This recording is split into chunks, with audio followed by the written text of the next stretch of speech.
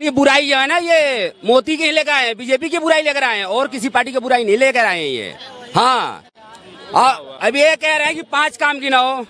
हाँ, हम तो 5 काम इनकी कांग्रेस की बुराइयां गिनाऊंगा, 100 बुराइयां गिना दूं। कांग्रेस गंदी थी, कांग्रेस खराब थी, मैं कह रही हूँ बीजेपी की अच्छाई बताओ। अच्छाई सारा काम उसने सही किया, बताओ खराब किया किसने?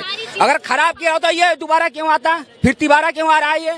हाँ बताओ। तो मैं वही तो आपसे पूछ रही हूँ, 5 काम अगर दोबारा तिबारा आना इस बात का पैमाना माना जाता है कि अच्छा ही है तो नहीं, ईवीएम की तो मैं बात ही नहीं कर रहा। मैं आपको शुरुआत सुन तो लो यार। एक तो तुम जैसे लोगों की प्रॉब्लम पता है क्या है, कान भगवान ने 2 दिए हैं लेकिन तुम्हारे कान मुंह 4 है, बोलते बहुत ज्यादा हो, सुनते कम हो। अगर ये रिपीट होने वाली बात होती तो 16 साल तो नेहरू जी ने शासन करा, लगातार रिपीट हुए, ठीक है जी।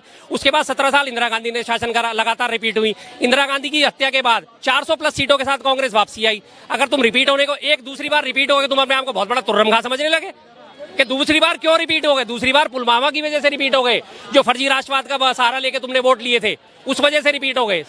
उस बात पे ध्यान दो। बात वही अगर पहुंच गई ना, बात वही ईवीएम में पहुंच गई, पुलवामा को लेके जीते, कह दिया ना बात को। हाँ, हम ये कह रहे हैं कि अगर वो मोदी जी बिल्कुल बेकार है, कुछ भी नहीं किए हैं, फिर दोबारा ये चुन कर आए क्यों?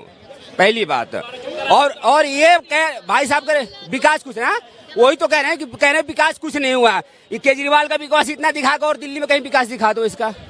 दिल्ली छोड़ के, दिल्ली से बाहर आप बीजेपी की बात कीजिए ना। बीजेपी की विकास बता रहा हूँ, पूरे हिंदुस्तान में जाकर देखो, यूपी में देखो, बिहार में देखो, राजस्थान में कांग्रेस सरकार है, फिर भी जाकर देखो बीजेपी की वहाँ पर क्या धांसे चल रही है, वहाँ पे क्या चल रहा है मेरे को बता दो। क्या अगर दूसरी बार की बात कर रहे हो कि केजरीवाल का, अरे तो केजरीवाल तो तीसरी बार आया भाई, केजरीवाल तो तीसरी बार आया। भाई का जवाब मैं दे रहा हूँ। अभी ये कह रहे हैं दूसरी बार। एक मिनट जरा सी बात। पश्चिम बंगाल में मुख्यमंत्री थे ज्योति बसु, लगातार 25 साल तक कंटिन्यू बने, 5 विधानसभाओं का उन्होंने वो करा।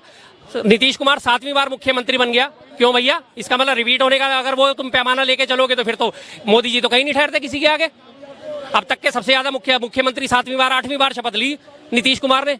इसका मतलब तो नीतीश कुमार ने तो बिल्कुल कहाँ पछाड़ दिया फिर उन्हें, वो 2 बार और वो 8वीं बार। बोलो। और जबकि ये बिहार के हैं, उसके बावजूद भी इनकी हालत ये है। बोलो, है जवाब तो दे दो। रिपीट होने ये पलटू राम की हम बात नहीं करेंगे, ठीक है? वो पलटू नाम में 10 दिन डर जाएगा, ऐसे लोगों को हम गलत नहीं, अगला डायरेक्ट 2 काम क्यों नहीं गिनवाए? देखिए सर, उन्होंने सरकार अपने दम पे नहीं बनाई। आप ये नीतीश कुमार को आप गलत ला रहे हो सर। यहाँ पे सुनिए सर सुनिए, बताता हूँ। यहाँ पे चांदनी चौक में आप देखिएगा, ये जो जितनी भी आप बोले महंगाई है, ये सब ना यहाँ पे शॉपिंग जो कर रहे हैं, ये यहाँ पे मैं 12वीं पास हूँ, ठीक है? मैं ना फोटोग्राफी का काम करता हूँ।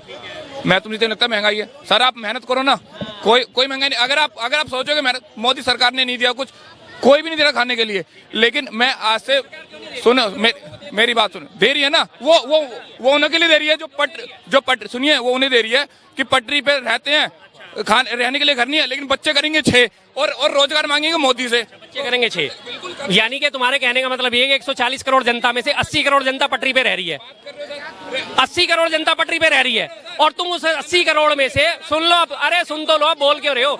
उस 80 करोड़ जनता में से तो पटरी पे रह रही है, और बची हुई जनता जो है उसमें से तुम कुछ हजार लोगों का, या चांदनी चौक में जो शॉपिंग करती नजर दिखा रहे हो, कुछ हजार लोग हैं यहाँ पे, 1 लाख भी नहीं होंगे अभी इस टाइम में, उनको तुम दिखा रहे हो कि ये देखो कितने संपन्न हैं। 80 करोड़ तो पटरी पे, और 10,000 लोगों को दिखा के संपन्न दिखा रहे हो। वाह यार, उन्हें ना सर, ये यहाँ पे जो भी बोल रहा है सर, ये सब गेहूं खाते हैं, फ्री का खाते हैं, लेकिन ये है कि मोदी ने महंगाई कर रखी है। मैं बोल रहा हूँ सर, आप नहीं खा रहे ना, आप छोड़ दो, मैं बता रहा हूँ सर, आप छोड़ दो। यहाँ पे भाई अगर कोई ना लेता हो तो बता देना, अगर कोई मिडिल क्लास का बंदा है, क्या आप फ्री का दे रहे हैं? भाई जवाब सुन जा, आप फ्री का दे रहे हो। 192 नंबर पे देश, अरे भाई बजाओ, अरे जवाब सुन ले, जवाब सुन ले, अरे जवाब सुन ले, जवाब। अरे महंगाई नहीं है, आपके लिए महंगाई क्यों नहीं है सर? अरे सर आपके लिए महंगाई क्यों नहीं है? आपके लिए महंगाई क्यों नहीं है? मैं तो करोड़पति आदमी हूँ, मेरे लिए तो इसलिए महंगाई नहीं है, मेरी सीधी सी बात है। और उसके बावजूद भी मैं मोदी सरकार की बुराइयां करता हूँ, क्योंकि अरे मेरे से क्या क्या छीन लिया मुझे पता है ना। 2016 में नोटबंदी में हमारा काम धंधा सत्यानाश मार दिया। ऐसा है, ये सब कह रहे हैं ना, बहुत बढ़िया हुआ। 112वें नंबर पे देश पहुंच गया है, भूखमरी पे 112वें नंबर पे। साथ इनको जानकारी नहीं है, जब 2014 में 56,000 करोड़ का कर्जा था हम पे, आज 156,000 करोड़ का कर्जा कर दिया।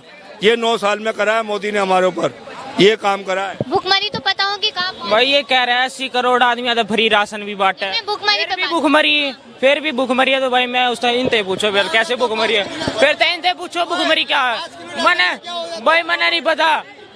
मना नहीं पता ये ऐसे कह रहे 80 करोड़ तो फ्री बांटते है ना, तो इनसे पूछो ये फिर भुखमरी भी है और 80 करोड़ तो बांट भी दे, इनसे पूछो, मैंने तो पता नहीं, मैंने तो जवाब दे देता हूँ। इसने कहा कि जी 80 करोड़ है फ्री में राशन दे रहे हो और फिर भी भुखमरी क्यों है। उसी बात को मैं पॉइंट आउट कर रहा हूँ जो तुम बार बार कहते हो जी मोदी जी ने बहुत काम करा है, बहुत विकास करा है।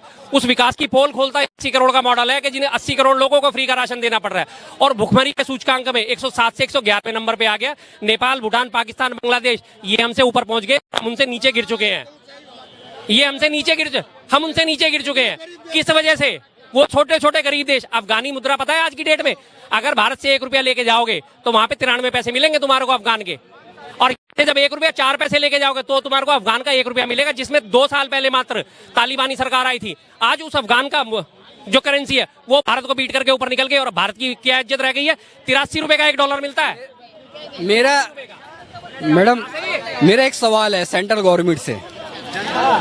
नरेंद्र मोदी, दामोदर दास नरेंद्र मोदी नाम होगा, ठीक है, प्राइम मिनिस्टर है। तो मेरा उससे एक सवाल है, 20,000 करोड़ रुपए जो सरकारी फंड से अडानी के जो अकाउंट में गया हुआ है उसका ये जांच कब करवा रहे हैं?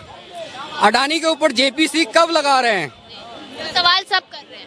हाँ, उसका जवाब देना चाहिए, उसका जवाब देना चाहिए। जवाब से ये भाग रहे हैं, सवाल का जवाब दे ही नहीं। क्यों भाग रहे? क्यों, क्या वजह लग रही है? इसके पास जवाब ही नहीं है देने के लिए, इसने कुछ किया ही नहीं है। 2014 से पहले इसका आप भाषण सुन लीजिए। 2000 करोड़ नौकरी देने का, करोड़ प्रति नौकरी देने का वादा था। कितने दे दिए इनने? कितने दे दिए? और राशन इसको फ्री दे दे के 80% को भिखारी बना दिया इसने। क्यों राशन क्यों फ्री दे रहा हूँ? मेरा ये मानना है, सबको कहते हो ये फ्री का रेवड़ी बांट रहे हैं, तुम क्यों दे रहे हो? उसको रोजगार दो, वो अपना कमाई से आगे बढ़ेगा, कुछ भी ले सकता है वो। तुम उसको बस राशन दे के जो भिखारी बना दिए है। और दूसरी बात प्राइम मिनिस्टर ने ये कहा था, जिस देश का रुपया गिरता है उस देश का प्राइम मिनिस्टर गिरता है। आज कौन गिर रहा है? आज तो हमारा देश का रुपया कितना नीचे चला गया आपको पता है? तो क्या आज प्राइम मिनिस्टर का नीचे गिर रहा है प्राइम मिनिस्टर? ये बताइए मुझे। और ये परिवारवाद की बात करते हैं ना, तो मुझे ये बताओ, जो बीसीसीआई का जो चीफ है वो कौन है?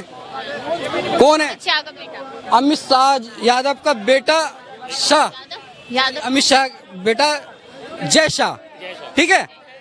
तो भाई उसको तो बल्ला पकड़ने नहीं आता है, उसको बीसीसीआई का चीफ बना दिया। चीफ कैसे बना दिया? क्यों भाई? पैसा का है, ये बताओ मुझे क्यों? बात करेंगे।